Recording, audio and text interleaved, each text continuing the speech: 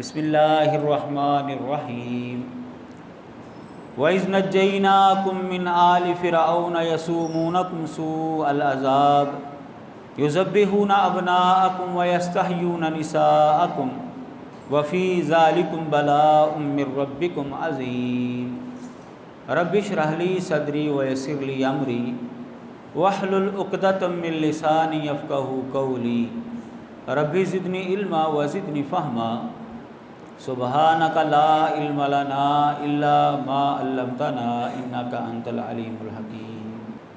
اللہ تبارک و تعالیٰ نے قرآن مجید کے اندر بنی اسرائیل کو اپنی ایک نعمت یاد کروائی، ان کے اوپر کیا ہوا ایک احسان ان کے سامنے رکھا کہ یاد کرو جب ہم نے تم کو آل فرعون سے نجات دلوائی تھی۔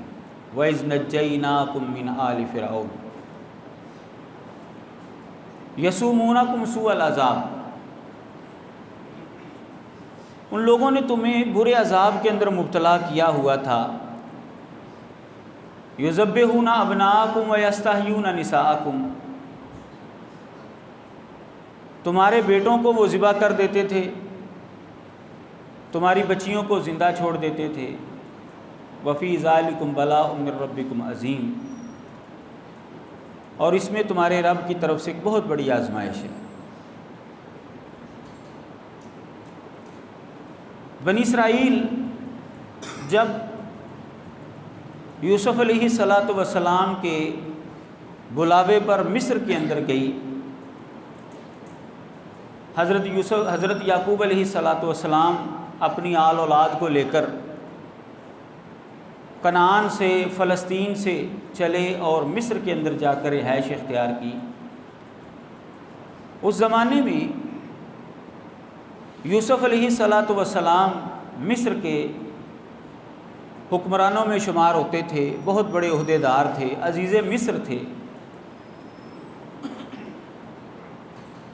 اسی وجہ سے بنی اسرائیل کو یعقوب علیہ السلام اور ان کی آل اولاد کو بڑی عزت کی نگاہ سے دیکھا گیا، وہاں پر ان کی تکریم کی گئی اور انہیں رہنے کے لیے ایک علاقہ دیا گیا،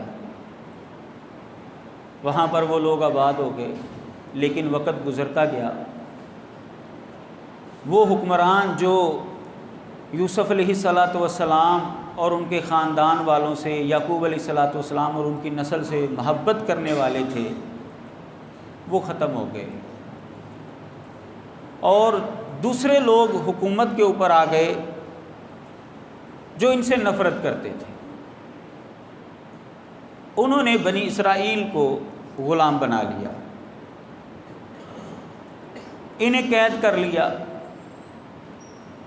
اور طرح طرح کے ظلم ان کے اوپر شروع کر دیے،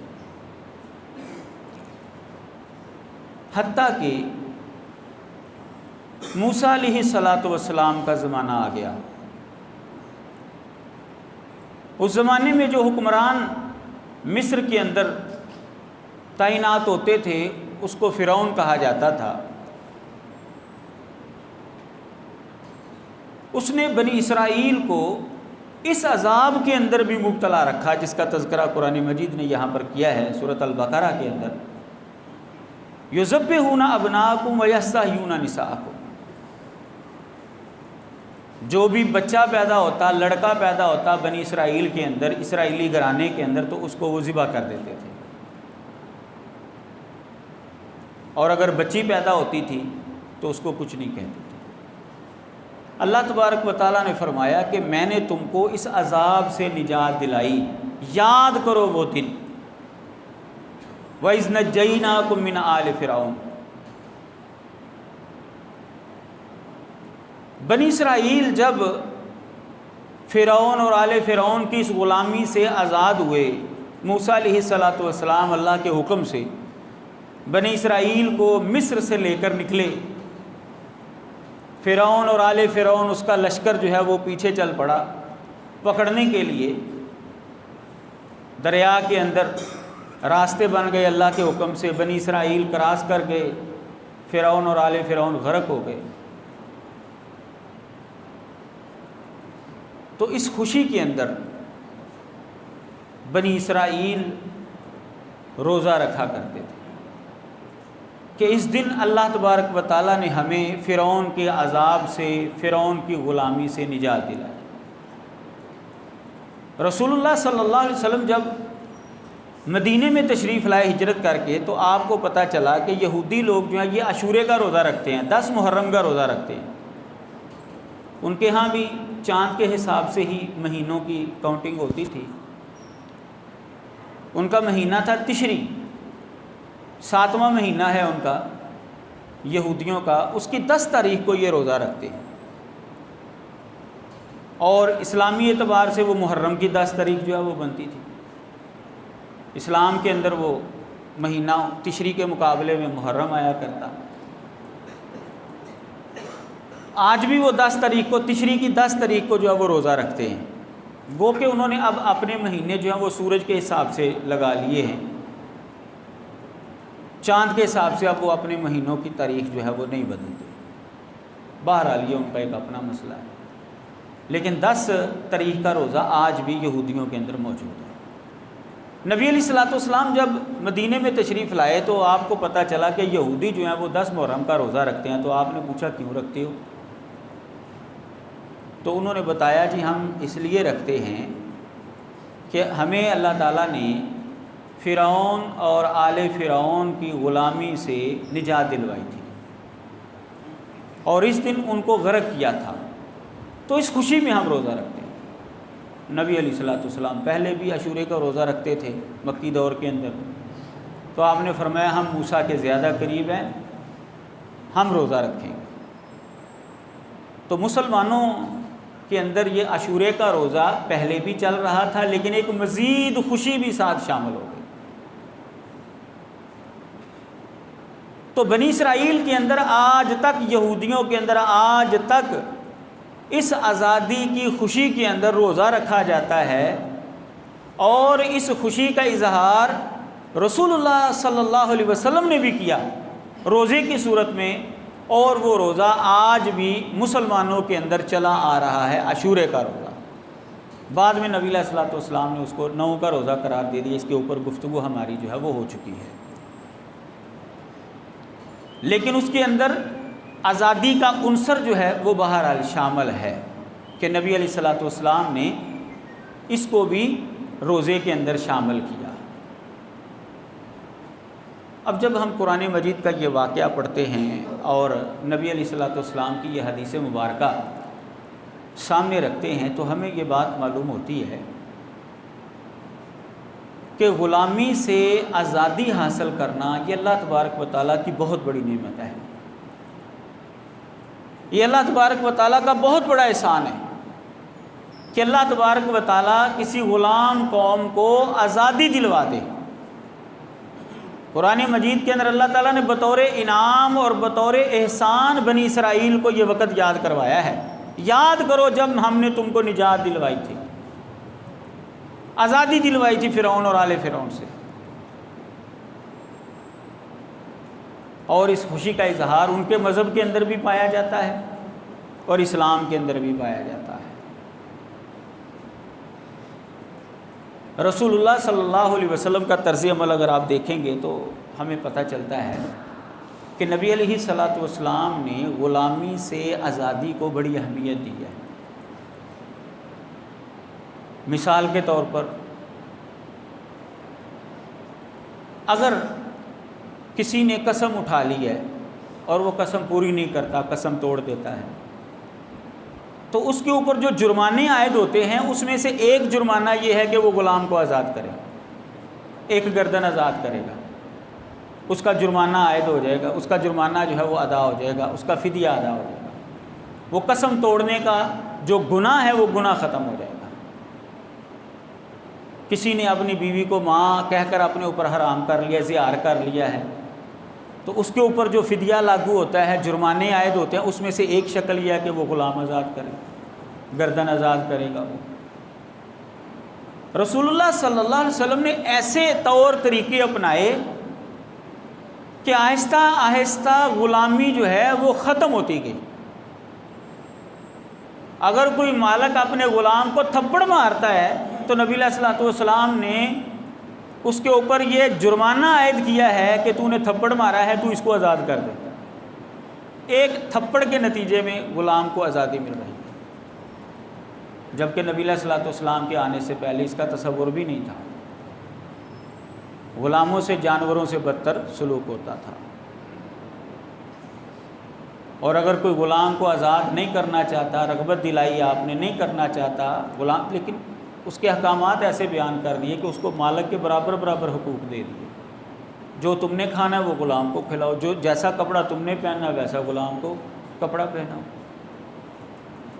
اگر کھانا تھوڑا ہے، اس نے کھانا پکایا ہے اور کھانا تھوڑا ہے، تو کم از کم ایک لقمہ ضرور اس کو کھلاؤ تاکہ وہ بھی اپنی محنت کا ثمر جو ہے وہ چکھ لے۔ یہ اور اس طرح کے دیگر احکامات نبی علیہ الصلوۃ والسلام نے آزادی کے حوالے سے دیے، جس سے پتہ چلتا ہے کہ آزادی ایک بہت بڑی نعمت ہے۔ جو غلامی سے آزاد ہو رہا ہے اس کے لیے بھی، اور جو آزاد کر رہا ہے اس کے لیے بھی، کہ اس کا گناہ اللہ تعالیٰ معاف کر رہے ہیں، اس کو جہنم سے آزادی دے رہے ہیں۔ تو اسلام کے اندر آزادی کی جو ہے وہ بہت بڑی اہمیت ہے۔ نبی علیہ الصلوۃ والسلام ان مسلمانوں کے لیے جو قید ہو جاتے تھے جنگوں کے اندر، خصوصی طور پر ان کی آزادی کی دعا کیا کرتے تھے، اللہم انج ولید ابن ولید، یا اللہ تو ولید بن ولید کو نجات دے دے، اس کو آزاد کروا دے۔ تو آزادی جو ہے یہ بہت بڑی نعمت ہے اللہ تعالیٰ کی، اللہ تبارک و تعالیٰ کا بہت بڑا احسان۔ ایک اور مقام پر اللہ تبارک و تعالیٰ فرماتے ہیں، وَاذْكُرُوا إِذْ أَنْتُمْ قَلِيلٌ مُسْتَضْعَفُونَ فِي الْأَرْضِ تَخَافُونَ أَنْ يَتَخَطَّفَكُمُ النَّاسُ فَآوَاكُمْ وَأَيَّدَكُمْ بِنَصْرِهِ وَرَزَقَكُمْ مِنَ الطَّيِّبَاتِ لَعَلَّكُمْ تَشْكُرُونَ۔ اللہ تعالیٰ مسلمانوں کو اپنی نعمت یاد کروا رہے ہیں، یاد کرو جب تم تھوڑے تھے، وہ حالات یاد کرو، مکی دور کے اندر تمہاری تعداد تھوڑی تھی، تم کمزور سمجھے جاتے تھے، تمہیں یہ ہر وقت خطرہ لاحق ہوتا تھا کہ لوگ ہمیں ختم کر دیں گے، اچک کر لے جائیں گے، لیکن فآواکم وأیدکم، اللہ تعالیٰ نے تم کو ٹھکانہ بھی دیا، تمہاری مدد بھی کی۔ اللہ تعالیٰ نے تمہیں ایسے ساتھی دے دیے جنہوں نے تمہیں اپنے پاس بلایا، مدینے کے اندر انصار دے دیے، انہوں نے تم کو وہاں پر رکھا، اللہ تبارک و تعالیٰ نے تمہاری مدد کی، تمہارا تعاون کیا، وَرَزَقَكُم مِّنَ الطَّيِّبَاتِ، اور پاکیزہ چیزوں کا رزق تم کو دیا، حلال رزق تم کو دیا۔ آہستہ آہستہ مسلمانوں کے پاس فراوانی آنا شروع ہو گئی۔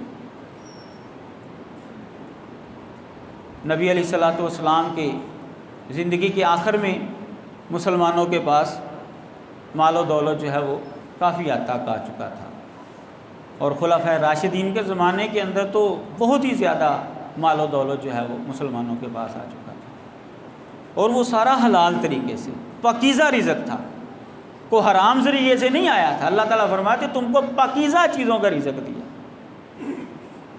اس لیے تاکہ تم شکر ادا کرو۔ اللہ تبارک و تعالیٰ نے مسلمانوں کو وہ پرانے حالات یاد کروائے کہ دیکھو تم پہلے ایسی کیفیت میں تھے، اللہ تعالیٰ تم کو آزادی کی کیفیت میں لے آیا، یہ اللہ کی بہت بڑی نعمت ہے، یاد کرو اس کو۔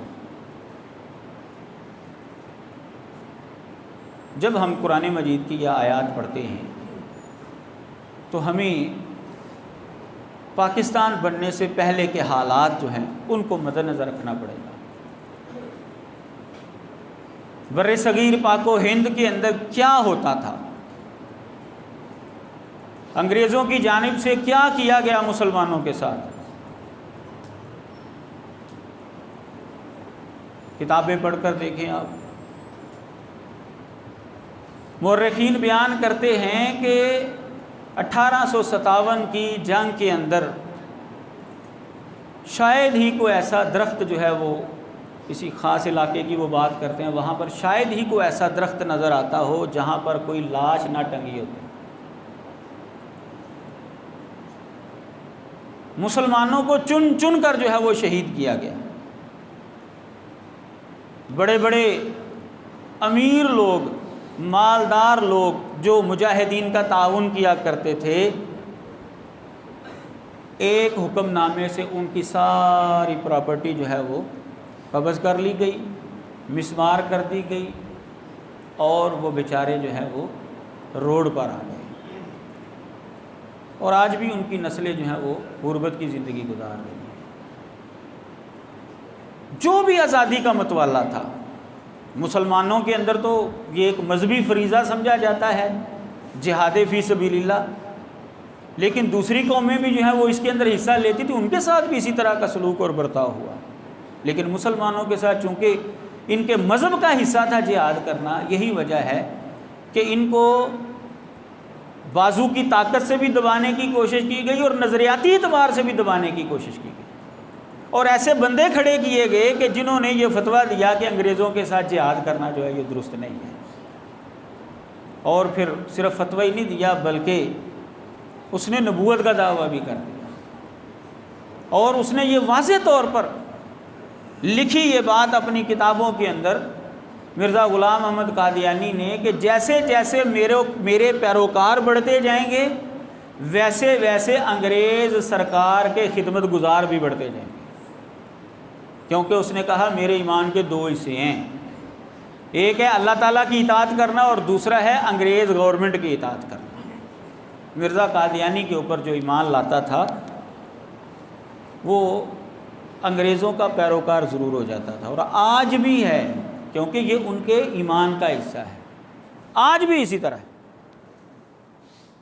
کوئی بھی قادیانی جو ہے، کوئی بھی قادیانی آپ کو مسلمانوں کی صفوں میں کھڑا ہو کر انگریزوں کے خلاف لڑتا ہوا نظر نہیں آئے گا، جب بھی نظر آئے گا وہ ان کی سائڈ پر ہی آپ کو نظر آئے گا۔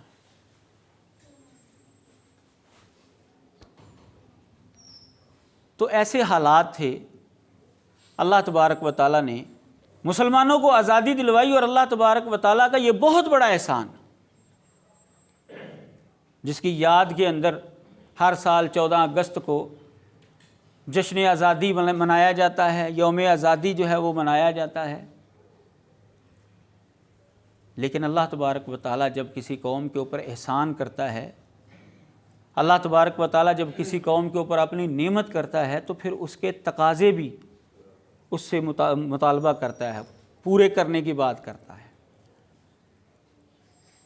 مطالبہ یہ ہوتا ہے اللہ تعالیٰ کا کہ میں نے تمہارے اوپر نعمت کی ہے، میں نے تمہارے اوپر احسان کیا ہے، تم نے اس کی ناشکری نہیں کرنی بلکہ اس کی قدر کرنی ہے۔ جب تم اس کا شکر کرو گے، جب تم اس کی قدر کرو گے، تو اللہ تبارک و تعالیٰ تمہیں مزید نوازے گا۔ لئن شکرتم لازیدنکم، اگر تم شکر کرو گے اللہ تعالیٰ تمہیں اور دے گا۔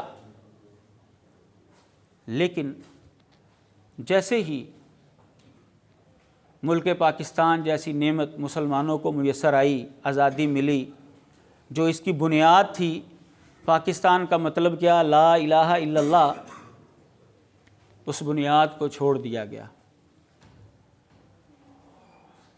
یہ ریاست تو اس لیے قائم کی گئی تھی کہ یہاں پر اسلام کو نافذ کیا جائے گا، اس کو اسلام کی تجربہ گاہ بنایا جائے گا، لیکن ایسا نہیں کیا گیا۔ تو یہ اللہ کی دی ہوئی نعمت کی قدر نہیں بلکہ ناشکری ہوئی۔ اور ایک آدمی نے کہا تھا کہ رمضان میں بننے والی چیز کو بڑے شوق سے کھایا جاتا ہے، پاکستان رمضان کے مہینے میں بنا، بڑے شوق سے اس کو کھایا جا رہا ہے۔ آپ دیکھ لیجئے، جب سے پاکستان بنا ہے، شروع میں حالات کیا تھے، جیسا کہ ہم نے پڑھا ہے کتابوں کے اندر اور مضامین کے اندر بھی، کہ شروع میں پاکستان کی حکومت جو ہے وہ کئی ممالک کو قرضہ دیا کرتی تھی، ان کے ساتھ تعاون کیا کرتی تھی۔ ابتدا میں ایسے حالات تھے ہمارے، اور آج قرضہ ملنے کے لیے، قرضہ لینے کے لیے پاؤں چاٹ رہے ہیں، منتیں کی جا رہی ہیں، جو وہ شرط لگاتے ہیں وہ آنکھیں بند کر کے قبول کی جا رہی ہے، قرضہ مل جائے کسی طریقے سے۔ اور جب قرضہ مل گیا تو آپ نے بھی دیکھا، ہم نے بھی دیکھا، کتنی خوشی کے شادیانے جو ہے وہ بجائے گئے۔ شاید اتنی خوشی ان کو پاکستان کے آزاد ہونے پر نہیں ہوئی ہوگی جتنی ان کو قرضہ ملنے کے اوپر۔ جب اللہ تبارک و تعالیٰ کی دی ہوئی نعمت کی نہ شکری کی گئی نہ قدری کی گئی تو حالات بد سے بدتر ہوتے گئے۔ اور آپ دیکھ لیجئے، جب سے پاکستان بنا ہے آج تک یہ دوسری تیسری نسل جو ہے وہ آ چکی ہے۔ جب پاکستان بنا تھا میرے والد صاحب تقریباً 7-8 سال کے تھے، میں پھر آگے میری اولاد، یعنی تیسری نسل جو ہے وہ آ چکی ہے، کم از کم 3 نسلیں تو ہو چکی ہیں۔ تو حالات جو ہیں آپ دیکھ لیں کبھی بھی ہمارے کنٹرول میں نہیں ہوئے۔ وجہ کیا ہے اس کی؟ وجہ وہ کہ اللہ تعالیٰ کی نعمت کی ناقدری کی، اور یہ اللہ تعالیٰ نے یہ سزا قرآن مجید کے اندر بیان کی ہے۔ یہ جو ہمارے حالات ہیں، اگر ہم نے اللہ کی نعمت کی اسی طرح ناقدری کی جو اللہ سے وعدہ کیا تھا کہ ہم یہاں پر اسلام کو نافذ کریں گے، اگر یہ وعدہ پورا نہ کیا تو یہ حالات اس سے بھی زیادہ بدتر ہوں گے، یہ کنٹرول میں نہیں آئیں گے۔ یہ کسی عام بندے کی بات نہیں ہے، یہ کسی انسان کی بات نہیں، یہ اللہ تعالیٰ کی بات ہے۔ اللہ تعالیٰ قرآن مجید کے اندر ارشاد فرماتے ہیں، وَضَرَبَ اللَّهُ مَثَلًا قَرْيَةً كَانَتْ آمِنَةً مُطْمَئِنَّةً يَأْتِيهَا رِزْقُهَا رَغَدًا مِنْ كُلِّ مَكَانٍ۔ اللہ نے ایک مثال پیش کی ایک بستی کی جو بڑی امن والی تھی، مطمئن تھی، اس کے پاس ہر طرف سے رزق آتا تھا، کھلا، کوئی خوف نہیں تھا اس کے اوپر، پرامن زندگی گزار رہے تھے وہ لوگ، اور معیشت بھی ان کی بڑی شاندار تھی۔ فرمایا فَكَفَرَتْ بِأَنْعُمِ اللَّهِ، اس بستی نے اللہ کی نعمتوں کی ناقدری کی،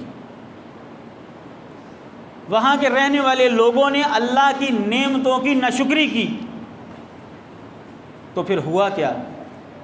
اللہ تعالیٰ فرماتے ہیں فَأَذَاقَهَا اللَّهُ لِبَاسَ الْجُوعِ وَالْخَوْفِ بِمَا كَانُوا يَصْنَعُونَ، پھر ان کے کرتوتوں کی وجہ سے اللہ تعالیٰ نے ان کو بھوک کا عذاب بھی چکھایا اور خوف کا عذاب بھی چکھایا، 2 طرح کے عذاب ان کے اوپر نازل کر دیے۔ معیشت بھی ان کی تباہ کر کے رکھ دی، اور جو امن تھا وہ امن بھی ان کا تباہ کر کے رکھ دیا۔ اب قرآن مجید کی یہ آیت سورۃ النحل کی، اس کو سامنے رکھے اور پاکستان کے حالات سامنے رکھے، کیا ہم نے جو ہے وہ پاکستان بننے کے بعد عوام کی بات کر رہے ہیں، جو لوٹنے والے ہیں وہ تو اپنا حساب خود دیں گے، وہ تو روز امیر سے امیر تر ہوتے جا رہے ہیں، اور جو غریب آدمی ہے وہ غریب سے غریب تر ہوتا جا رہا ہے، عوام کی بات کر رہے ہیں۔ کیا انہوں نے سکھ کا سانس لیا ہے؟ کبھی ان کو جو ہے وہ سہولت میسر آئی ہو، یہ بڑے خوشحال ہو گئے ہوں؟ روز آنے والا دن جو ہے وہ پہلے دن سے زیادہ سخت ہو رہا ہے۔ مہنگائی کرنے کے بعد کہا جا رہا ہے جی بس شکر کریں تھوڑی مہنگائی کیا، مہنگائی تو بہت زیادہ، یعنی وہ ہمارے اوپر احسان جتلا رہے ہوتے ہیں۔ اڑنگا پٹخنی کا کام جو ہے وہ کیا جا رہا ہے، ایک آ رہا ہے دوسرا جا رہا ہے، وہ اس کی ٹانگیں کھینچ رہا ہے، وہ اس کی ٹانگیں کھینچ رہا ہے۔ تجربہ کر کے دیکھ لیا ایک نئے بندے کا، اس کی بھی سمجھ نہیں آئی، پرانے بندے تو خیر ویسے ہی سب کی سمجھ میں آ رہے تھے کہ وہ کس طرح کے لوگ ہیں۔ کوئی ایسا بندہ نظر بھی نہیں آ رہا کہ جو حالات کو کنٹرول کے اندر کرے گا۔ تو یہ اصل میں اللہ تبارک و تعالیٰ کی طرف سے سزا ہے ہمارے اوپر کہ ہم نے جو اللہ تعالیٰ سے وعدہ کیا تھا، یہ پاکستان لیتے ہوئے، پاکستان کا مطلب کیا؟ لا الہ الا اللہ، ہمیں وہ اپنا وعدہ پورا کرنا پڑے گا، وگرنہ حالات اس سے بھی بدتر ہوتے ہیں، کیونکہ اللہ تعالیٰ نے قرآن کے اندر یہ بات واضح طور پر فرما دی ہے فَأَذَاقَهَا اللَّهُ لِبَاسَ الْجُوعِ وَالْخَوْفِ بِمَا كَانُوا يَصْنَعُونَ۔ تو آزادی جو ہے یہ اللہ تبارک و تعالیٰ کی بہت بڑی نعمت ہے۔